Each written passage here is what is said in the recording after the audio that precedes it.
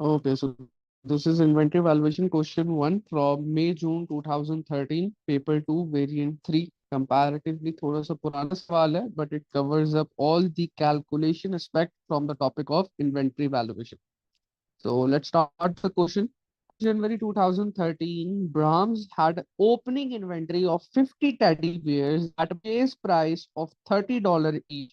His transactions for the first 3 months of 2013 were as follows. तो सबसे पहले हम हमारी जो ओपनिंग इन्वेंट्री की वैल्यू है that is 50 teddy bears at a purchase price of 30, अगर मैं उसको लिखना चाहता हूँ into 30 which would be $1,500. So that is my opening inventory. और उस ओपनिंग के बाद जो है कुछ ट्रांजेक्शन हुई हैं ड्यूरिंग द फर्स्ट 3 मंथ्स। जनवरी के महीने में सबसे पहली ट्रांजेक्शन अगर हम देखें तो हमने 30 यूनिट्स है।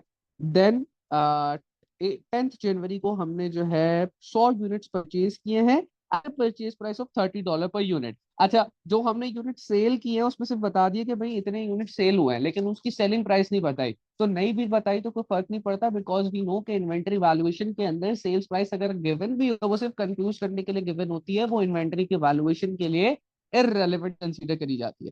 देन 12 जनवरी में 10 यूनिट्स बेच दी हैं।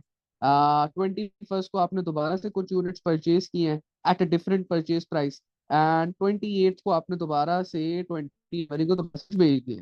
Then in the month of February आपने 1 फरवरी को कुछ यूनिट्स बेचे, 14 को परचेज किए, 23 को दोबारा से आपने बेच दिए, एंड 1 मार्च को आपने कुछ बेचे, 4 में आपने कुछ खरीदा, 19 को आपने दोबारा से बेच दिए, 23 को फिर कुछ यूनिट्स खरीदे और फिर 27 को दोबारा से कुछ यूनिट्स बेच दिए। और फिर आगे कहता है no other transaction took place during the these months, यानी कह रहे हैं कि बस जो ट्रांजेक्शन हमने बता दी है वही ट्रांजेक्शन है, उसके अलावा और कोई ट्रांजेक्शन एग्जिस्ट नहीं करती। फिर आगे कहता है ईच टेडी वाज सोल्ड $50। अच्छा, सेलिंग प्राइस नीचे दे दी है, but from the perspective of inventory valuation we know कि अभी इस फिगर का कोई काम नहीं। नीचे पर रिक्वायरमेंट के अंदर कहता है calculate the value of inventory at 31 March 2013। So this is basically the examiner is asking the closing inventory वाली figure after the end of first 3 months, and कौन से मेथड के through, using the following methods of valuation. पहले वो कहते हैं FIFO method के through बताओ कि 31 मार्च, यानी कि 1 जनवरी को तुम्हारा लेट्स से जो ये सेशन है, ये सीजन है, ये स्टार्ट हो रहा है, एंड 3 महीने तक की तुम्हारे पास ट्रांजेक्शन गिवन है, और फिर 31 मार्च जो कि 3 महीने के बाद की क्लोजिंग इन्वेंट्री या क्लोजिंग, यानी कि अगर कह लो कि 3 मंथ का ना एक क्वार्टर होता है, सो बेसिकली 12 महीने और एक क्वार्टर 3 मंथ का होता है, तो let's call it a quarter because we can't call it a year nor we call it a month, तो we call it a quarter. तो जो पहला क्वार्टर स्टार्ट हुआ था, क्वार्टर के स्टार्ट में हमारे पास 50 टेडी बियर थे eight a purchase price of 30, and after the end of the quarter, after the end of first 3 months हमारे पास कुछ ट्रांजेक्शन हुई है ड्यूरिंग दीज मंथ्स। कहता है कि after the end of these 3 months आप मुझे बताओ हमारे पास क्लोजिंग इन्वेंट्री कितनी है यूजिंग दी फीफो वैल्यूएशन। अच्छा, अब फीफो परपेचुअल यूज करें या पीरियोडिक यूज करें, सबसे पहला तो सवाल ये आना चाहिए था। तो भाई आप मार्क्स तो देखो कितने हैं, 3 मार्क हैं। परपेचुअल का मतलब समझते हो ना, you have to update the balance after literally every transaction.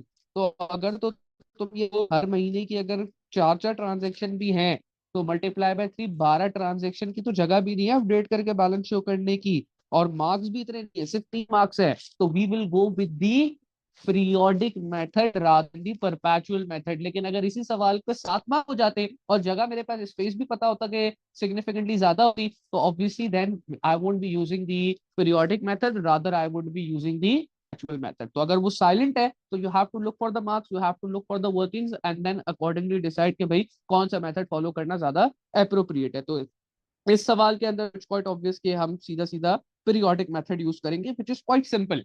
Periodic method क्यों सिंपल है? पीरियोडिक मेथड के अंदर the very first thing that you have to do is to figure out किस जो क्वार्टर है इसके अंदर, यानी कि 3 महीने के एंड पे कितने यूनिट आपके पास पड़े हैं। तो फिगर आउट करने के लिए मैं यहाँ पे लिख देता हूँ units at the at 31 March, units देता हूँ, units in hand at 31 March, या आप इसको अनसोल्ड यूनिट्स एट 31 मार्च भी लिख सकते हैं, अप टू यू, कोई मसला नहीं है।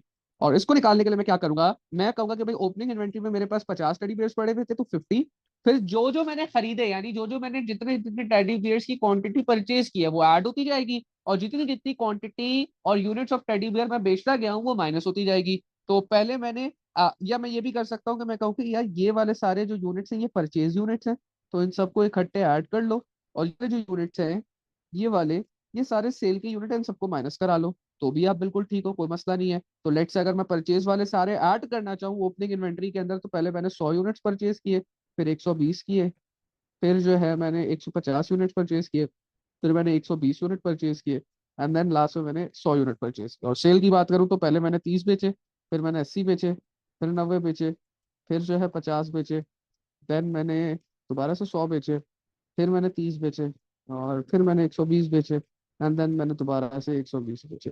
तो आप अगर मैथ्स थोड़ी सी कर लो तो फाइनल आंसर निकल के क्या आ रहा है? जल्दी से कैलकुलेट कर लें और बताएं आंसर क्या आ रहा है।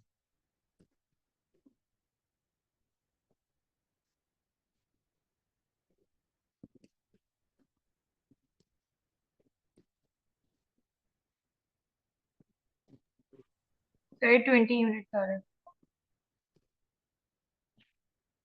फिर से 20 यूनिट्स। जी 20 यूनिट। 20 यूनिट, ठीक है। तो 20 यूनिट्स हमारे पास साल के एंड पे, या साल तो नहीं, क्वार्टर के एंड पे, हमारे पास 3 महीने के एंड पे 20 यूनिट्स पड़े, ठीक हो गया। Now we are using the FIFO cash flow assumption, जो कि क्या कहती है कि फर्स्ट इन फर्स्ट आउट, जो पहले खरीदा था वो पहले बेचा। और जब हम फीफो के थ्रू क्लोजिंग इन्वेंट्री को वैल्यू करते हैं, तो the inventory valuation will be based on the most recent lot that you have purchased। तो अगर यहाँ पे मैं सारी ट्रांजेक्शंस देखूं, तो इसमें जो सबसे रीसेंट लॉट है जो मैंने परचेज करी है, वो ये 23 मार्च की 100 यूनिट्स की लॉट है जो मैंने परचेज की है eight a purchase price of $32। और क्योंकि क्वार्टर के एंड पे सिर्फ 20 ही यूनिट्स बचे हैं, तो इट्स क्वाइट एविडेंट कि वो तमाम के तमाम 20 units is going to be from the very last lot that I purchase, which is of these 100 units that I purchase at a purchase price per unit of $32। तो बहुत simple है, यानी कि तो 20 यूनिट्स तीन क्वार्टर के and पे बचे हुए थे, और जो इस पूरी ट्रांजेक्शन, तीनों मंथ की ट्रांजेक्शन में जो सबसे आखिरी लॉट मैंने खरीदी थी, which is on 23 March at a price of $32 per unit, तो मैं जो 20 यूनिट पड़े हुए उनको 32 से मल्टीप्लाई कराऊंगा। This will give me $640, and this will represent the value of the date at 31st March 2030। Simple as that, nothing complicated at all। Then part two के अंदर यही काम करने का हमसे कहता है, but using the AVCO method. अब एवको मेथड के अंदर क्या डिफरेंस आ जाता है? बहुत छोटा सा डिफरेंस आता है। Now you have to compute the average cost. और एवरेज कॉस्ट कैसे कंप्यूट होती है? You have to take the total cost of inventory that you have purchase during whatsoever period in it's a quarter. तो जो quarter के अंदर जो कुछ परचेज किया है, इंक्लूडिंग दी ओपनिंग इन्वेंटरी, ये बात इंपॉर्टेंट है। बच्चे ओपनिंग इन्वेंटरी इंक्लूड करना भूल जाते हैं, सिर्फ परचेज वाली कॉस्ट को इंक्लूड करते हैं। नहीं भाई, ओपनिंग इन्वेंट्री पे भी जो टेडी बेयर्स आपके पास 50 पड़े हुए थे और उनकी जो भी कॉस्ट थी वो भी आप इंक्लूड करोगे। तो we have to first compute an average. Average compute करने के लिए I do average is equal to, मैं फॉर्मूला लिख देता हूँ, total cost of all unit से मेरा मुराद क्या है भाई? चाहे ओपनिंग इन्वेंट्री में पड़े हुए हो या चाहे परचेज की हो, divided by total number of units, जिसके अंदर आपके परचेज यूनिट्स भी आ जाएंगे, और आपके इवन अगर ओपनिंग इन्वेंट्री के भी कुछ यूनिट्स पड़े हुए थे तो वो यूनिट्स भी इसके अंदर काउंट हो जाएंगे। So let's just quickly calculate the purchasing the total cost. तो पहले तो ओपनिंग इन्वेंट्री के 50 यूनिट थे एट अ कॉस्ट ऑफ 30, तो मैं टोटल कॉस्ट निकालूं तो दिस विल बी 50 × 30, प्लस मैंने पहली लॉट परचेज करी थी, अपने साथ साथ कैलकुलेटर में डालते जाएं, 100 यूनिट्स की पहली लॉट परचेज करी थी एट अ प्राइस ऑफ 30, तो प्लस 100 × 30। फिर मैंने दूसरी लॉट परचेज करी थी 120 यूनिट की एट 30.5, तो प्लस 120 × 30.5। देन मैंने एक और लॉट परचेज करी थी 150 यूनिट्स की एट $31, तो प्लस 150 × 31। देन मैंने एक और लॉट परचेज करी थी 120 यूनिट्स की eight 31.5।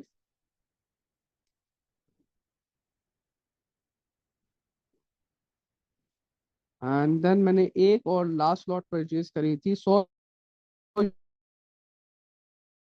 At price of, multiply करा के प्लस करें तो you will get the total cost of all units.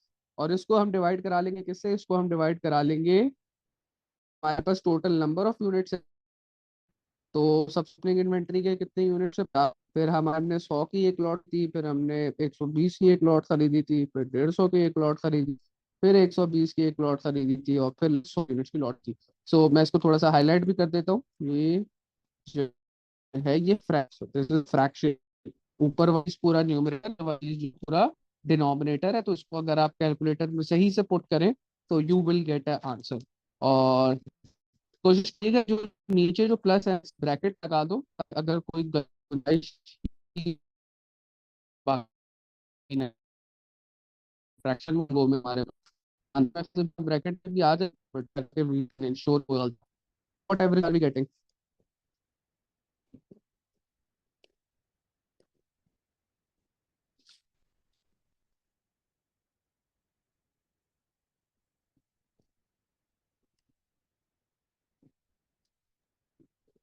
30.9। तो और बच्चे भी कंफर्म करें, 39 आ रहा है।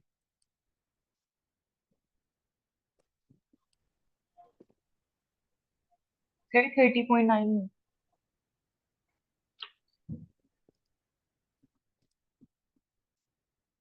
30.9 है, पक्की बात है। आशिर तुम भी कंफर्म करो, 30.9 आ रहा जी जी। है। तो we can simply do 30.9 multiply by, हमारे पास एंड में यूनिट्स कितने बचे हुए थे? एंड में हमारे पास यूनिट्स बचे हुए थे 20। तो वो तो ऑब्वियस सी बात है, वो हमें दोबारा कंप्यूट करने की जरूरत नहीं है, मल्टीप्लाई बाय 20 करेंगे तो हमारे पास क्लोजिंग इन्वेंट्री की वैल्यूएशन निकल जाएगी। बताएं क्या वैल्यूएशन निकल के आ रही है?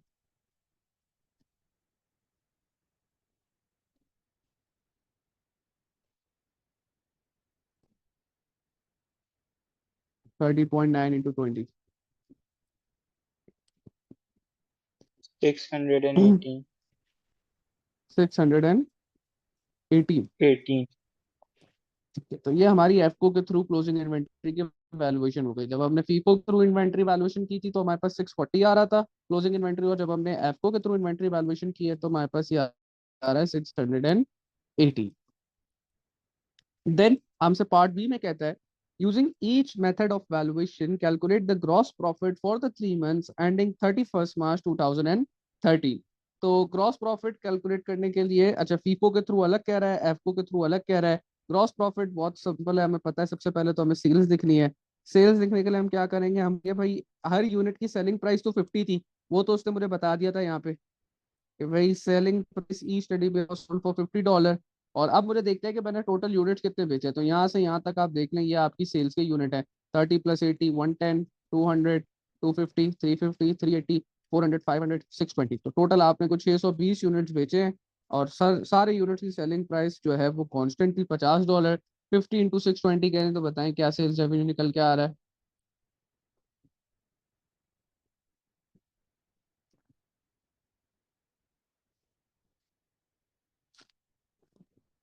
31,000। 31,000 आपका सेल्स रेवेन्यू आ गया। ये तो फीफो के अंदर भी सेम रहेगा और एफको के अंदर भी सेम रहेगा। तो इवन मैं अगर एफको के लिए भी नीचे स्टेटमेंट बनाऊंगा तो एफको में भी जो सेल्स रेवेन्यू आएगा वो 31,000 ही रहेगा, क्योंकि आपने सेल्स को कॉन्स्टेंट ही किया ना, उसके ऊपर तो कोई इम्पैक्ट नहीं आया। लेस कॉस्ट ऑफ सेल करते हैं हम लोग। और कॉस्ट ऑफ सेल के अंदर हमारे पास सबसे पहले क्या चीज आती है? ओपनिंग इन्वेंट्री आ जाती है। ओपनिंग इन्वेंट्री में हमारे पास 50 टेडी बियर के यूनिट पड़े हुए थे eight a cost price of $30 each unit. तो 50 इंटू 30 करूँ तो ओपनिंग इन्वेंट्री आ जाएगी कितने की? $1,500 की। And then we have made some purchases. Purchase जो हमने की है वो सारी की सारी फिर हमें रिकॉर्ड करनी पड़ेगी कि भाई परचेजेस कितने की हुई हैं। तो परचेजेस को करने के लिए आपने क्या करना है, जितने जितने यूनिट्स परचेज हुए हैं, 100 multiply by 30, 120 multiply by 30.5, 150 multiply by 120 multiply 500 तो आप इन सबको जब मल्टीप्लाई करोगे तो you will get the total purchases, जो कि अगेन फीफो और एफ को दो में रहेगी। तो जरा टोटल परचेज बताओ कितने की आ रही है?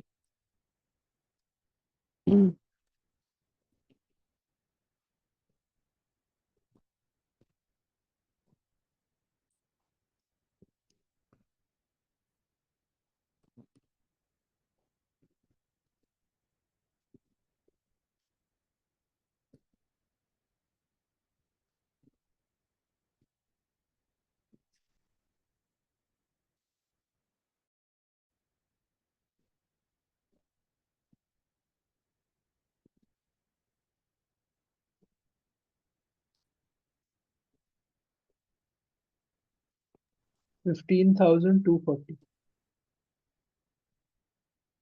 कितना आ रहा है? 15,240। 15,240। प्लीज मुझे कोई और बच्चा भी कंफर्म, तो मुझे और बच्चा भी कंफर्म कर दे।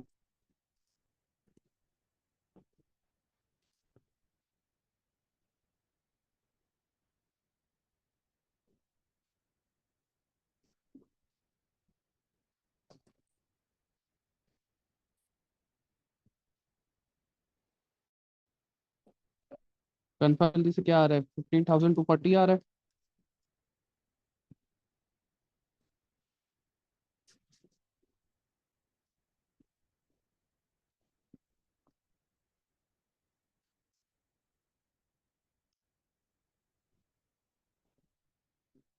हाल क्या आंसर आ रहा है?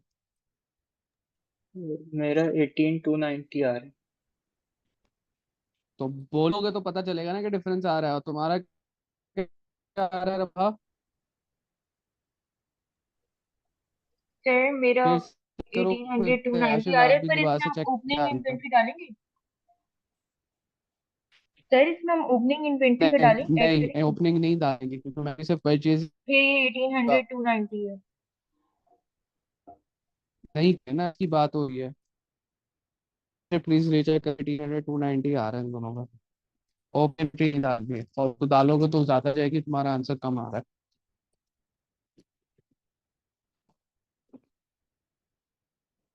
जी 18,290 यार। 18,290। सो परचेजेस हमारी हो गई 18,290 की। ये आपके फीफो में भी सेम रहेंगी, और ये आपके इवन एफको के अंदर भी जो ओपनिंग इन्वेंट्री है और परचेजेस है वो उसके अंदर कोई फर्क नहीं है। तो सिर्फ क्लोजिंग इन्वेंट्री आपका सेम रहे, 1,500। और आपका जो परचेजेस वो है 290।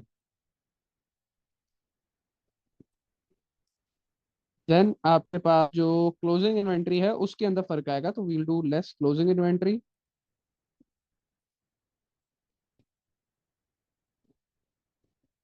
और क्लोजिंग इन्वेंट्री जो थी हमारे पास वो दो जगह difference है। वो आपकी फीफो में भी डिफरेंट है, एंड वो आपकी एफओ के अंदर भी डिफरेंट है। तो यहाँ पे आपके पास फीफो के अंदर द क्लोजिंग इन्वेंट्री वाज $40। यहाँ पे विल सबट्रैक्ट 640, और हमारे पास कॉस्ट ऑफ सेल निकल के आ जाएगी। बताएं फीफो की कॉस्ट ऑफ सेल्स कितनी आ रही है?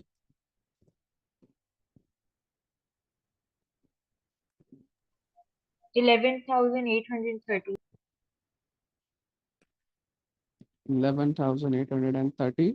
और इसको तुम 31,000 से माइनस करो तो what is the gross profit that you get? Sales में से ये कॉस्ट ऑफ सेल माइनस कर दो। सर ये 19,500। 640 है ना? मेरे जी जी पास बेटा, बिल्कुल नाइनटीन 640 थाउजेंड है, वन यहाँ से फिफ्टी ही आ रहा उठाया है ना मैंने। Cost of sales. 19,150 आ कॉस्ट रहा है। ऑफ 19,150। सेल्स हाँ वैसे, 19,150। हाँ 19,150 होगा। 19,150, और इसको जो है वो आप सेल्स से माइनस करो तो बताओ ग्रॉस प्रॉफिट क्या आ रहा है? 11,850। 11,850। Sales minus 11,850, so that is your gross profit for FIFO. And then एफको के लिए जो क्लोजिंग इन्वेंट्री हमने निकाली थी, कितनी निकाली थी? 618 निकाली थी हमने। ओके, 618 यहाँ पे हम क्या करा देंगे, माइनस करा देंगे, and we will get the cost of sale for this one. तो इसकी कॉस्ट ऑफ सेल क्या आ रही है?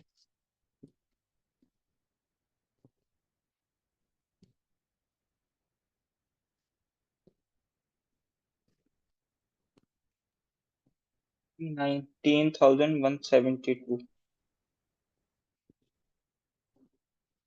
19,172।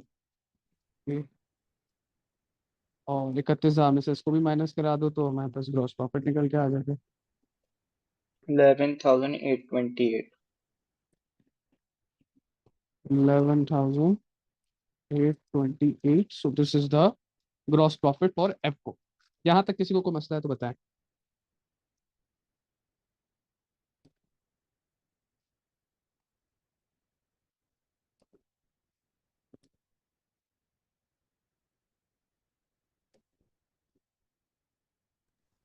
सर इस पार्ट को हम ट्रेडिंग सेक्शन कहते हैं ना इनकम स्टेटमेंट का। किस पार्ट को? जी जी बिल्कुल, इस पार्ट को ग्रॉस प्रॉफिट तक के सेक्शन को ट्रेडिंग सेक्शन कहते हैं, देन उसके बाद जो ओके। पार्ट बनता है तो उसको हम लोग प्रॉफिट एंड लॉस अकाउंट कहते हैं। तो ये तो हो गई हमारी इन्वेंट्री की क्लोजिंग इन्वेंट्री की वैल्यूएशन, और फिर उसकी बेसिस पे उसने ग्रॉस प्रॉफिट बनाने का कहा, और हमने दिखा दिया कि भाई ग्रॉस प्रॉफिट की बेसिस पे डिफरेंस भी आता है। एंड जो याद है मैंने आपको लेक्चर के अंदर रूल बताया था कि if your prices are going to get increasing, आपका फीफो के थ्रू जो प्रॉफिट आएगा that is going to be comparatively higher than एफको के थ्रू जो प्रॉफिट आ रहा है। लेकिन अगर यहीं पे इन्वेंट्री की प्राइसेस डिक्रीज हो रही होती तो FO के थ्रू माना था और एफको के थ्रू आपका प्रॉफिट ज्यादा आ जाना था। ये एमसीक्यू का पॉइंट है, ये एमसीक्यू के अंदर जो है आपसे बड़ा सिंपली टेस्ट होगा, तो ये पॉइंट अगर आप याद रखोगे तो एमसीक्यू वाला सवाल आपका इजीली हो जाएगा। खैर, तो यहाँ पे हमसे कहते हैं state one advantage and one disadvantage using the following methods of inventory valuation. तो सबसे पहले वो कहता है एक एडवांटेज बता दो भाई। So is relatively easy, it is relatively easy to calculate FIFO, it's relatively easy to calculate hence, क्योंकि 2 मार्क का है तो अगर मैं सिर्फ यहाँ पे छोड़ देता ना, इस बात को याद रखना, एक एडवांटेज और मैं यहाँ तो आपको एक ही मार्क मिलेगा। 2 मार्क के अंदर ही expect some sort of at least explanation, तो सम सॉर्ट ऑफ एक्सप्लेनेशन के लिए हम ये कर देंगे it is relatively okay, it is relatively easy to calculate, it is relatively easy to calculate and hence consumes less time, hence consumes less time. तो थोड़ा सा मैंने उसको जो है इलेबोरेट कर दिया, वो लाजमी है कंज्यूम्स लेस टाइम। अगर मैं ऊपर वाली बात करके छोड़ देता तो मुझे सिर्फ 1 मार्क मिलता। एंड फिर वो कहता है अच्छा इसका ये एडवांटेज हो गया, अब इसका डिसएडवांटेज क्या है? अच्छा one advantage and one disadvantage है 2 मार्क के लिए, तो इवन मैं अब ऊपर भी छोड़ देता तो मसला नहीं था, मतलब मैं समझा सिर्फ 2 मार्क के लिए एडवांटेज लिखना है। 2 मार्क के लिए एक एडवांटेज एक डिसएडवांटेज है, तो even if you would have written it is relatively easy to calculate that would have earned you a marks. Explain कर दिया, कोई मसला नहीं है, नहीं भी करते तो भी कोई मसला नहीं था। और डिसएडवांटेज लिखेंगे तो क्या लिखेंगे? अभी जो मैंने आपको बताया कि क्योंकि आपकी इन्वेंट्री की वैल्यूएशन मोस्ट रिसेंट प्राइस के ऊपर होती है, तो आपका क्लोजिंग इन्वेंट्री कंपैरेटिवली हायर होता है, जिसकी वजह से आपके प्रॉफिट्स भी क्या आ जाते हैं, आपके प्रॉफिट्स भी थोड़े से, because of which you have to pay what, because of which you have to pay more taxes. तो ये पॉइंट थोड़ा सा लंबा है, मैं इसको यहाँ एक्सप्लेन कर देता हूँ। Invent is valued at the, या इसको मैं क्लोजिंग कर देता हूँ, closing inventory is valued at the most recent price which is higher, leading to less cost of sales, less cost of sales and hence higher profits, and hence higher profits, imposing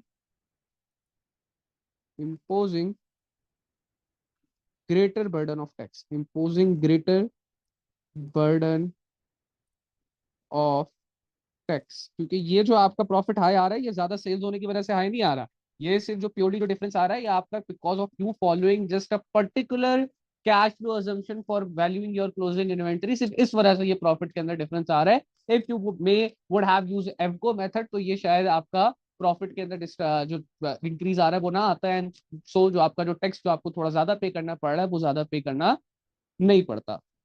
then एवको का फायदा क्या है? एवको का सबसे बड़ा फायदा it adjusts the fluctuations, adjusts the fluctuations in price, ये इसका फायदा है। और इसका नुकसान क्या है? Inventory is not valued, inventory is not valued at the actual price, at the actual price, but rather at the average price, but rather at the average price। जैसे कि हमने पीछे देखा भी था कि एफको के अंदर we valued the inventory at the average price and not at the actual price. तो ये जो भी आपने एवरेज निकाला था, I think you calculated it as 30.9 something, तो वो जो था वो एक एवरेज प्राइस को रिप्रेजेंट कर रहा था, ना कि एक्चुअल प्राइस ऑफ इन्वेंट्री को. So that is the disadvantage for एफको मेथड. और फिर आगे कहता है Braham currently uses FIFO to value his inventory. Okay. He is considering changing the method to show lower profit each year. State two reasons why he should not do this. Make reference to any relevant accounting principle, concepts and conventions. तो भाई क्यों method नहीं बदल सकते आप, क्यों policy नहीं बदल सकते? As per consistency concept, as per consistency concept, as per consistency concept, business should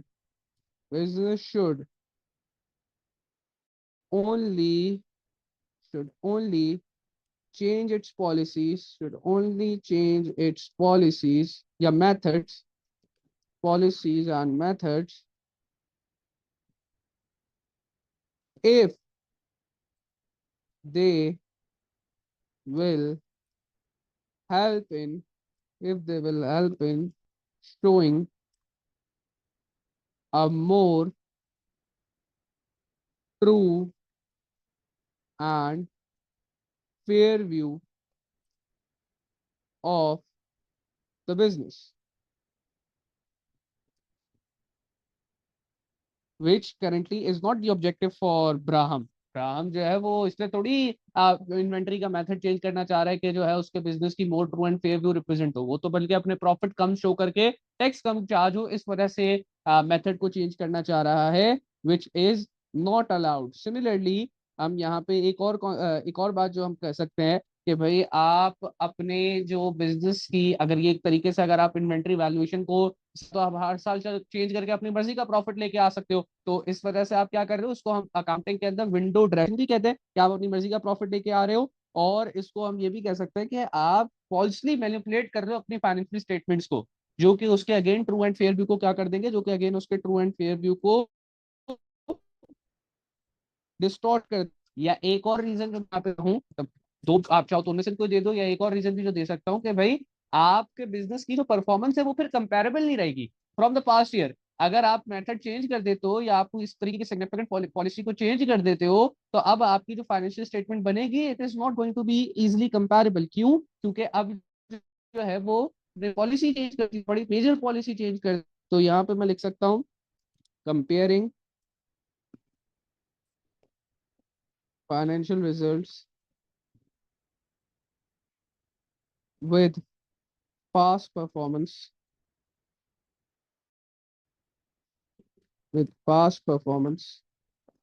would become meaningless. Why would they become meaningless? क्योंकि भाई would become meaningless after the change in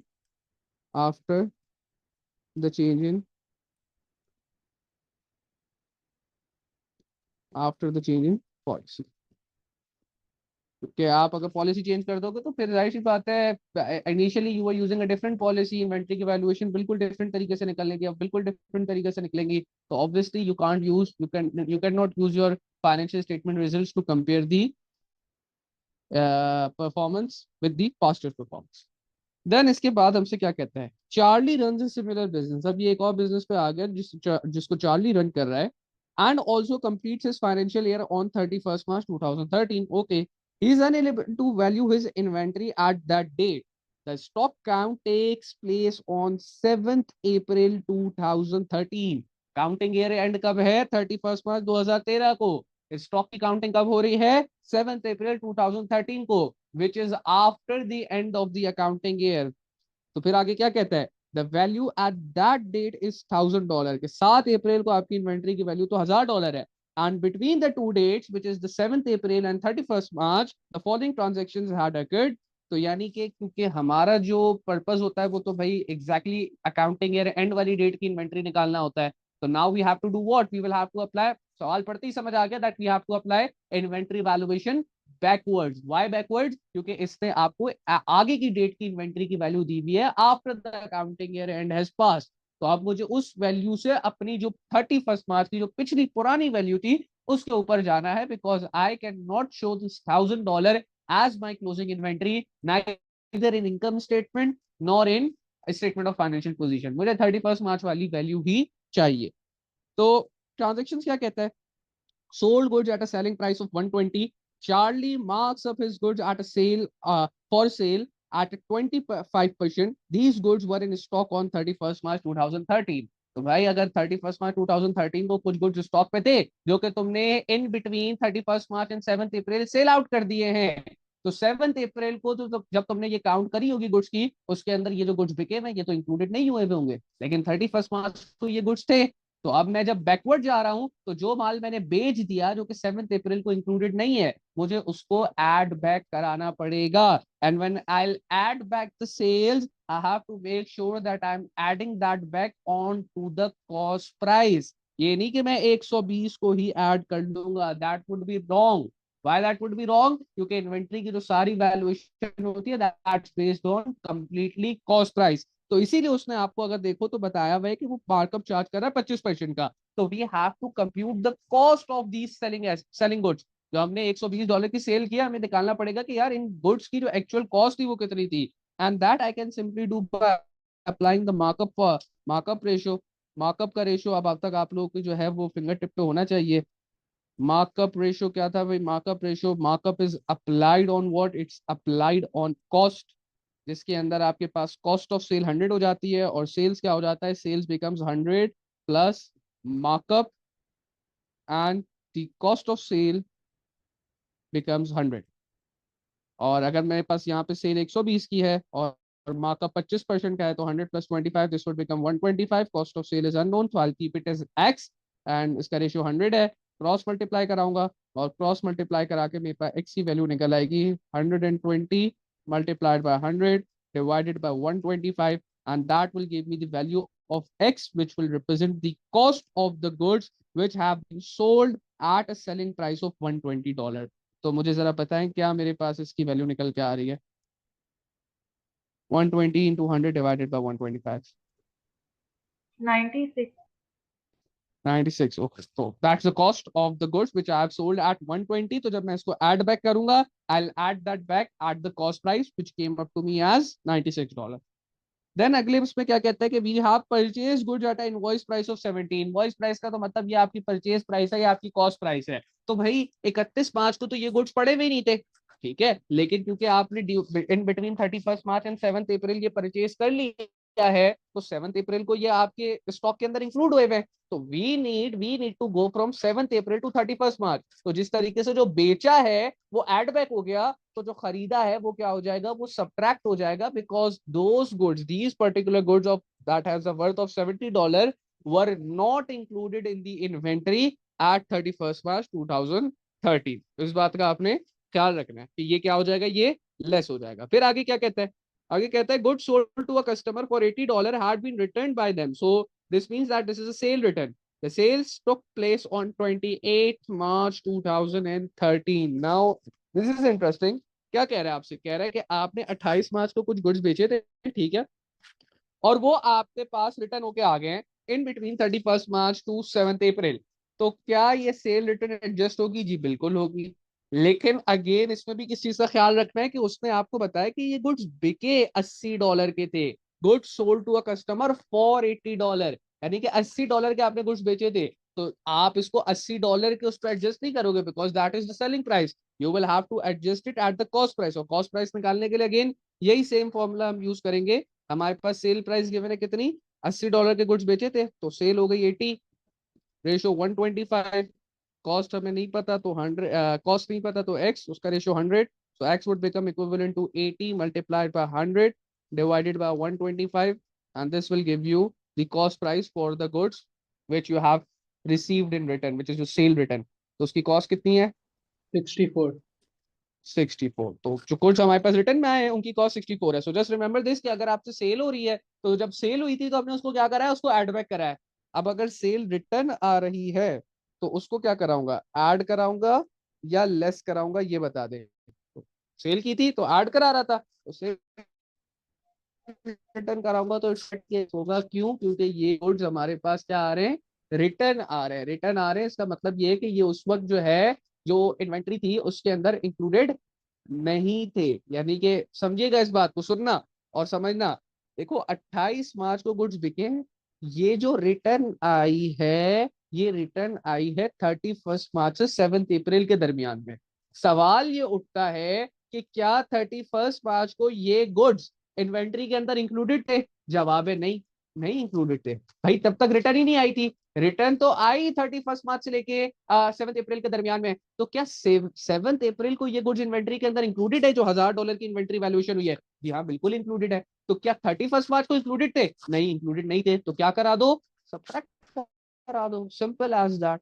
तो जब भी अगर कोई ट्रांजेक्शन ऐसी हो ना, वैसे तो सेल सेल रिटर्न की ट्रांजेक्शन तो ऐसी है कि आपको वैसे ही याद होनी चाहिए, लेकिन अगर कोई ट्रांजेक्शन ऐसी आ जाए कि आपको याद नहीं आ रही, तो आप ये देखो कि जो इन्वेंट्री की वैल्यूएशन गिवन है, क्या इस डेट पे ये जो पर्टिकुलर ट्रांजेक्शन है इसकी अमाउंट ऑफ इन्वेंट्री इंक्लूडेड है? अच्छा जी, इंक्लूडेड है। जैसे इस केस में सेल रिटर्न वाले केस पे हो रहा है, क्या 31 मार्च को भी ये इन्वेंट्री बिजनेस के पास पड़ी हुई थी? नहीं, 31 मार्च को तो कस्टमर के पास थी, तो इन्वेंट्री हमारे पास थी नहीं। तो हमने इसको क्या करा दिया, इसको हमने जो ट्रांजेक्शन जो हमारे पास 7 अप्रैल वाली जो इन्वेंट्री की वैल्यूएशन थी $1000, उससे माइनस करा देना है again at the cost price which is $64।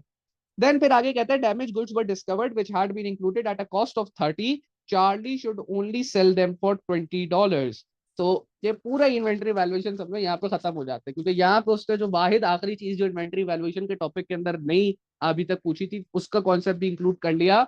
Damage goods होते हैं तो कौन सी चीज पर फौरन दिमाग में पहली चीज जो दिमाग में आनी चाहिए वो क्या आनी चाहिए? वो इन्वेंट्री का रूल आना चाहिए। और इन्वेंट्री का रूल क्या होता है? Inventory must be valued at the lower of cost and NRV. उसने क्या कहा? उसने कहा कि भाई आपकी जो $1000 की इन्वेंट्री है, इस $1000 की इन्वेंट्री के अंदर we have included some goods that had a cost of $30, but we can only sell them for $20, which means कि उनकी जो NRV है, which is the selling price minus cost associated to sale, क्योंकि वो तो कोई मेंशन नहीं की हुई, तो मैं उसको जीरो ही कंसीडर करूंगा। कॉस्ट एसोसिएटेड टू सेल, तो सेलिंग प्राइस तो 20 है, कॉस्ट एसोसिएटेड टू सेल कुछ नहीं यानी जीरो है, तो एनआरवी कितनी हो गई? एनआरवी $20 निकल कर आ गई। एंड अगर NRV is less than the cost, which means कि हमें उस गुड को फिर एनआरवी पे इंक्लूड करना है, विच in this case is $20।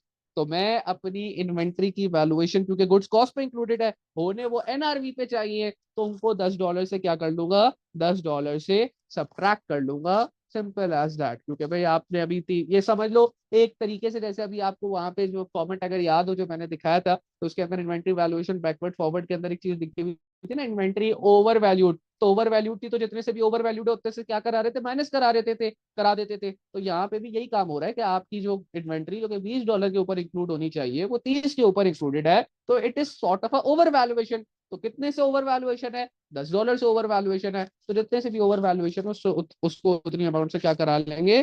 Simply minus करा लेंगे। एंड दिस इज 9 माह के लिए अच्छा पाया। बखैर 2013 में आया था, तो तुम लोग मत एक्सपेक्ट करना कि तुमसे 9 माह का पूछेगा ऐसा आसान सवाल, लेकिन आया हुआ है। तो खैर हम लिखेंगे इन्वेंट्री, हमें कौन सी डेट की इन्वेंट्री पता है? इन्वेंट्री एज एट 7 अप्रैल 2013, ये वो इन्वेंट्री की वैल्यूएशन है जो हमें पता है, विच इज $1000।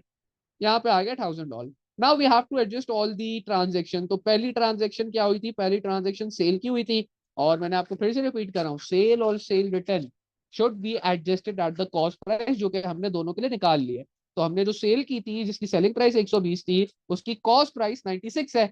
और लॉजिकली देखो, कोई फॉर्मेट नहीं रटना, सिर्फ ये सोचो कि 7 अप्रैल को क्या जो आपने सेल किया उसमें ये इन्वेंट्री इंक्लूडेड होगी? नहीं होगी, क्योंकि बिक गया है। 31 मार्च को होगी? हाँ जी बिल्कुल होगी, क्योंकि तब तो ये माल बिका ही नहीं था। तो इसको क्या कर लेंगे? इसको हम ऐड कर लेंगे, ऐड सेल्स। लेकिन कौन सी प्राइस के ऊपर? एट कॉस्ट प्राइस से। लिखना जरूरी नहीं है, लेकिन आपकी कॉन्सेप्ट को क्लियर करने के लिए और अफर्म करने के लिए मैं यहाँ पे लिख रहा हूँ एट कॉस्ट प्राइस, जो कि मैंने निकाली हुई कितनी? 96। तो ये क्या हो जाएगी? ये ऐड हो जाएगी इस 1000 के अंदर। सेकंड ट्रांजेक्शन के अंदर भी परचेज। तो परचेज तो भाई अगेन रटना नहीं है, ये नहीं कि सेल ऐड हो रहा है तो सर परचेज तो माइनस ही कराएंगे ना, ये वाला देखो ठीक है, एग्जाम के अंदर ना याद आए तो ठीक है, चल जाएगा, ये बात भी कोई गलत बात तो नहीं है। लेकिन आपको कॉन्सेप्ट जो दिमाग में जो आपका चलना चाहिए वो ये चलना चाहिए कि यार 7 अप्रैल को अगर ये दरमियान में 31 मार्च और 7 अप्रैल के दरमियान में ये गुड्स परचेज हुए हैं, तो इट मीन 7 अप्रैल को तो ये इंक्लूडेड है जो $1000 की इन्वेंट्री वैल्यूएशन है। लेकिन 31 मार्च को तो परचेज ही नहीं हुए थे, तो उसके अंदर तो ये इंक्लूड नहीं होंगे। उसको क्या करा लो? उसको माइनस करा लो। तो -70 लिखूंगा यहाँ पे, -$70। और यहाँ पे लिख दूंगा लेस परचेज। परचेज तो आपकी कॉस्ट प्राइस पे गिवन होती है, तो उसकी कोई टेंशन नहीं है। थर्ड एडजस्टमेंट क्या थी? You got a return from a customer for goods that you sold at $80, लेकिन उसकी कॉस्ट कितनी थी? $64 थी। तो जो रिटर्न आई है 31 मार्च को, ये रिटर्न जब आ गई तो इसकी इन्वेंट्री वैल्यूएशन यानी 7 अप्रैल को ये जो $64 के गुड्स की कॉस्ट है, ये क्या है? ये इंक्लूडेड है at the inventory valuation that you have done on 7 अप्रैल। लेकिन क्या 31 मार्च को ये इंक्लूडेड होगी? नहीं, नहीं इंक्लूडेड होगी। क्यों नहीं इंक्लूडेड होगी सर? क्योंकि भाई तब तक तो रिटर्न आई नहीं थी। रिटर्न तो आई इन बिटवीन 31 मार्च एंड 7 अप्रैल है। तो फिर आप क्या कर लो, उसको सिंपली माइनस कर लो। तो यहाँ पे हम दोबारा से लेस सेल रिटर्न लिख लेंगे। और सेल रिटर्न भी जो होगा तो आपके कॉन्सेप्ट के लिए मैं यहाँ पे अगेन आगे लिखूंगा at what? At cost price. तो ये कितने की थी? ये थी $64 की। तो यहाँ पे -$64 है। देन जो है हमारे पास आखिरी वो जो ओवर वैल्यूड लिख लो, इसको लेस इन्वेंट्री ओवर वैल्यूड लिख लो तो भी चलेगा। अगर फॉर्मेट को फॉलो करना चाह रहे हो तो उसमें इन्वेंट्री ओवर वैल्यूड है, that is completely fine. Because अगर आपने $20 की इन्वेंट्री को 30 पे रखा हुआ है तो फिर you can write it as inventory over valued. और जितने से भी ओवर वैल्यूड थी उतने से कम कर लो। $10 से ओवर वैल्यूड थी तो $10 से कम कर लो, and you will get the inventory figure as at 31 March sir inventory 2030। Over valued तो मतलब? इन्वेंट्री बेटा, वो आपने जो इन्वेंट्री कॉस्ट के ऊपर $30 के ऊपर वैल्यू करी हुई थी, वो एक्चुअल में उसकी एनआरवी $20 थी। And as per the rule inventory should be valued at the lower of cost and NRV. तो एनआरवी $20 की है, आपने उसको 30 पे अच्छा, रिकॉर्ड किया हुआ है, तो एक तरीके से सही। ओवर वैल्यूड ही हो गई ना। आप इसको अगर लिख लेते ना, नहीं inventory to be recorded at NRV और उसके बाद -10 दिखाते, वो भी बिल्कुल सही चलता है। ये बस वो फॉर्मेट के अंदर ओवर वैल्यूड के नाम से था, तो मैंने यहाँ भी ओवर वैल्यूड के नाम से ही लिख दिया। तो यहाँ पे अब आप इन्वेंट्री एज एट 31 मार्च 2013 इन सबको ऐड सब्ट्रैक्ट कराओगे तो आपके पास हम निकल तो के आ जाएगा। डैमेज गुड्स फाउंड लिख सकते हैं। कौन सा बेटा? डैमेज गुड्स क्या कह रहे हो? डैमेज गुड्स फाउंड, हाँ ठीक है, चल जाएगा। डैमेज गुड्स लिख लो, कोई मसला नहीं। 952। 952 is the valuation of inventory as at 31st March 2013, and this is perfectly fine. And this marks the end of your whole topic inventory valuation। अगर तुम लोग जाके लेक्चर को खोलो, जो दोनों लेक्चर पहले थे, और उसमें देखो जितनी भी बातें from the NRV, which was the first thing that we discussed, up till the very last things of advantages and disadvantages of different types of cash flow assumption, which is FIFO and FCO, तमाम चीजें 30 mark के सवाल के अंदर cover up हो गई हैं। अच्छा सर, आपने इसमें जैसे एक कॉलम में लिखा है, मैं यही कह रहा था, ये कर सकते हैं ना? क्या आंसर की में 3 हाँ हाँ, कॉलम्स कोई में? इतना नहीं नहीं, वो इतना बड़ा टेंशन नहीं। 3 कॉलम 1 कॉलम, सही। आपका चीज सेंसिबल होनी चाहिए, because there is no as such fix format for this thing. Income statement और हम्म, एसओएफ के लिए you can't do anything with your own will. लेकिन हाँ, यहाँ पे जब यहाँ पे फॉर्मेट स्पेसिफाइड ना हो, वहाँ पे you can do anything. Like आप स्टेटमेंट बना लो, 3 कॉलम बनाओ, 2 कॉलम बनाओ, it's totally up to you. सही है।